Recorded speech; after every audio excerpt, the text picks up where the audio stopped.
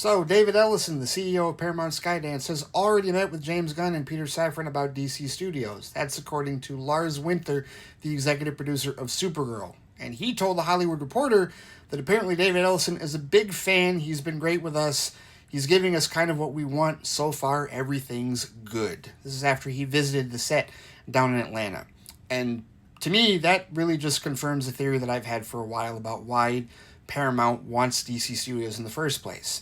About a year ago, David Ellison spoke about, when they were merging Paramount with Skydance in the first place, he spoke about the fact that he really lamented that when Paramount had Iron Man, that they didn't try and go after Marvel Studios themselves rather than let Disney buy them. They were all excited, he said, about all the dollar grosses they were making with the first Iron Man movie, and he felt that they should have, that they were in the pole position to buy Marvel Studios, and they didn't pull the trigger on it.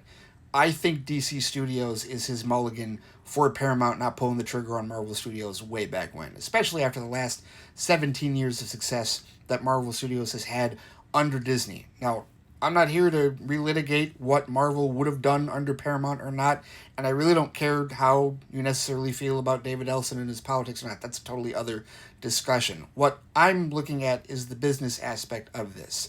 And when it comes to absorbing a studio, an entity like DC Studios, you need content, and your best bet is to let Gunn and Safran do exactly what they're going to do. They have an 8 to 10 year plan, which I think kind of insulates them a little bit because it at least shows David Ellison, all right, they have a plan for the content, they have a structure, they have some type of Bible that they're following. Maybe it's not exactly like what Marvel did, but it's at least structured. We're not throwing shit at the wall and seeing what sticks like Walter Hamada and his cronies did, under DC Films when it was a rinky-dink division under Warner Brothers Picture Group, right? There's an actual plan here, and as long as there's a return on the investment, as long as there's positive uptick with the DCU, right? As long as Supergirl gets positive word, as long as Clayface gets positive word, they don't need to make $1 billion. We're not talking about that ridiculously stupid, unrealistic expectations for either of those movies.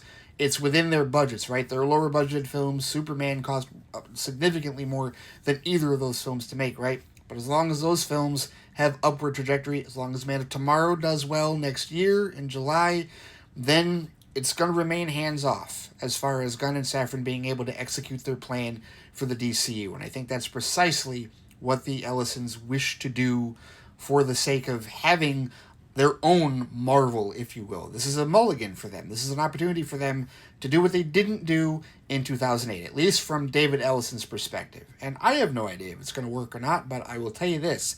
Anything that leaves Gunn and Safran alone to execute their vision in the DCU, I'm in favor of, because I would rather see them have their creative freedom and see them actually execute their vision and be given some time and thought to execute their vision to see exactly how it goes. And I think that's essentially what Lars Winter, at this point in time, is confirming. Now look, it goes as far as the success of their movies, right? All it takes is a couple of bombs in a row, which I'm not wishing on the DCU whatsoever. I want it to succeed, I really do.